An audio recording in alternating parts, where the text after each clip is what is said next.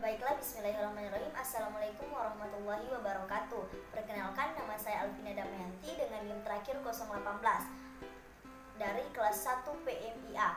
Baiklah, adapun pada video kali ini saya akan memaparkan poin-poin penting terkait mata kuliah pengantar ilmu komunikasi. Baiklah, selanjutnya yakni masuk ke materi yang pertama. Adapun materi yang pertama terkait sejarah perkembangan ilmu komunikasi. Sejarah perkembangan ilmu komunikasi terbagi menjadi 4 periode, yakni periode yang pertama terkait tradisi retorika. Nah, yang kedua yakni periode pertumbuhan ilmu komunikasi. Yang ketiga yakni terkait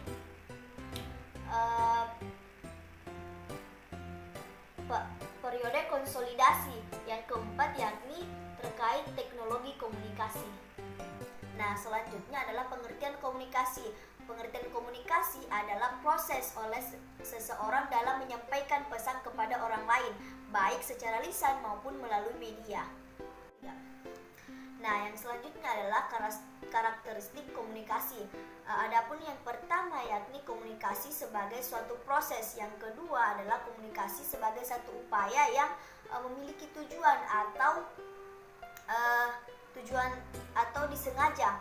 Nah, yang ketiga yakni komunikasi menurut adanya partisipasi ataupun kerjasama dari pelaku kejahatan yang terlibat. Nah, yang keempat yaitu komunikasi bersifat simbolis. Yang kelima yakni komunikasi bersifat transaksional. Nah, yang keenam adalah komunikasi menembus faktor ruang. Nah, pembahasan selanjutnya yakni terkait unsur-unsur atau elemen komunikasi. Adapun unsur-unsur atau elemen komunikasi terbagi menjadi 6, yakni yang pertama komunikator, yang kedua yakni informasi atau pesan, yang ketiga yakni media, yang keempat yakni komunikan, yang kelima yakni efek, dan yang terakhir adalah feedback. Nah, pembahasan selanjutnya yakni terkait jenis-jenis komunikasi. Jenis-jenis komunikasi terbagi menjadi 2 komunikasi, yaitu komunikasi verbal dan komunikasi nonverbal. Nah, adapun komunikasi verbal adalah komunikasi yang menggunakan kata-kata, baik yang secara langsung mendeskripsikan perasaan dan yang telah dialami maupun tidak.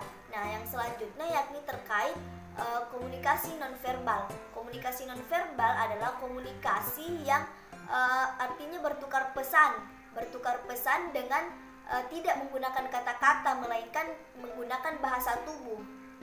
Nah, pembahasan selanjutnya terkait pola komunikasi.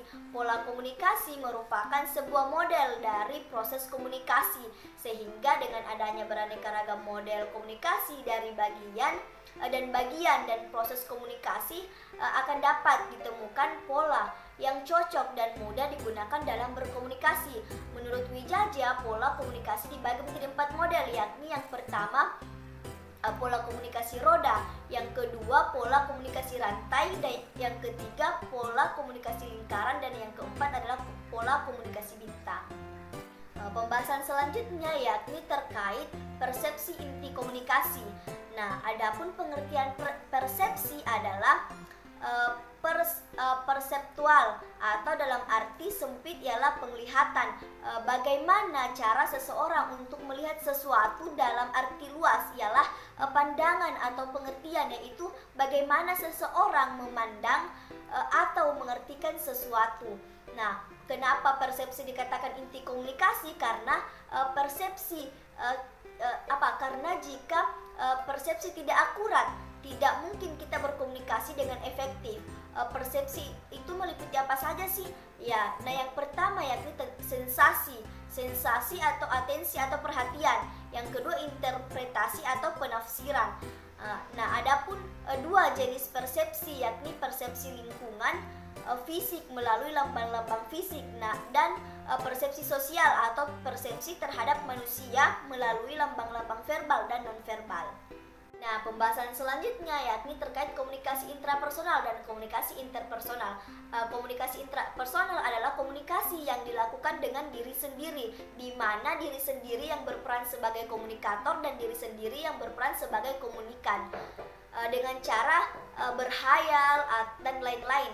Nah, selanjutnya pada komunikasi interpersonal adalah komunikasi yang dilakukan di mana ada seseorang yang berperan sebagai komunikator dan ada yang berperan sebagai komunikan, yaitu 2 orang atau lebih. Nah, pembahasan selanjutnya terkait komunikasi kelompok dan komunikasi organisasi. Komunikasi kelompok adalah komunikasi antara seorang komunikator dengan sejumlah orang atau komunikan, yaitu berkumpul bersama-sama dalam suatu kelompok. Nah, selanjutnya komunikasi organisasi. Komunikasi organisasi dapat didefinisikan sebagai penunjukan atau penafsiran pesan di antara unit-unit komunikasi yang merupakan bagian dari suatu organisasi tertentu. Nah, sesederhananya komunikasi organisasi merupakan pertukaran informasi di antara orang-orang dalam sebuah organisasi, di mana prosesnya itu secara umum meliputi tahapan-tahapan penelitian, pemahaman, penerimaan yang benar dan referensi. Baiklah, adapun pembahasan selanjutnya terkait komunikasi antar budaya, konsep komunikasi antar budaya. Komunikasi antar budaya adalah komunikasi antar pribadi yang dilakukan oleh komunikator dan komunikan yang berbeda budaya, bahkan dalam satu bangsa sekalipun. Nah, konsep komunikasi hubungan antara keduanya sangat kompleks. Budaya mempengaruhi komunikasi dan komunikasi turut menentukan, menciptakan dan memelihara realitas budaya dari komunitas atau kelompok budaya. Nah, pembahasan selanjutnya terkait komunikasi dan dakwah dalam pengembangan masyarakat Islam. Relasi antara komunikasi dan dakwah. Dakwah dikembangkan dengan ilmu komunikasi, dan ilmu komunikasi juga mengalami perluasan area dan perkembangan melalui intensitas dakwah. Konsep pengembangan masyarakat Islam. Pengembangan masyarakat adalah suatu gerakan yang dirancang guna meningkatkan taraf hidup keseluruhan masyarakat melalui partisipasi aktif dan inisiatif dari masyarakat. Nah, pembahasan selanjutnya terkait komunikasi dan hubungan masyarakat.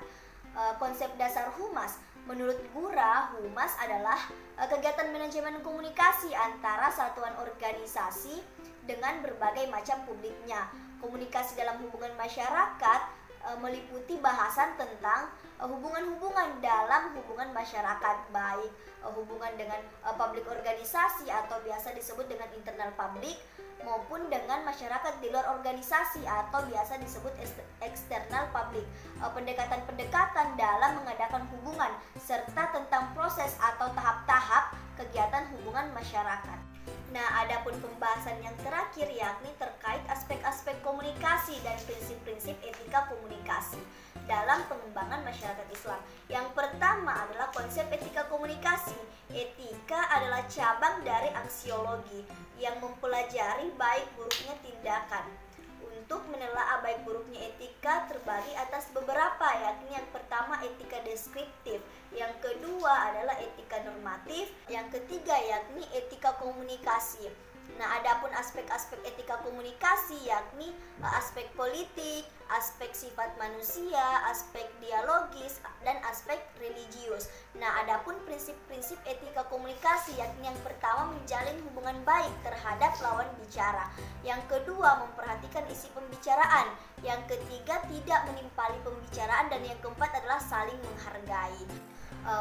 Mungkin hanya itu poin-poin yang dapat saya pahami terkait mata kuliah pengantar ilmu komunikasi. Sekian dari saya. Assalamualaikum warahmatullahi wabarakatuh.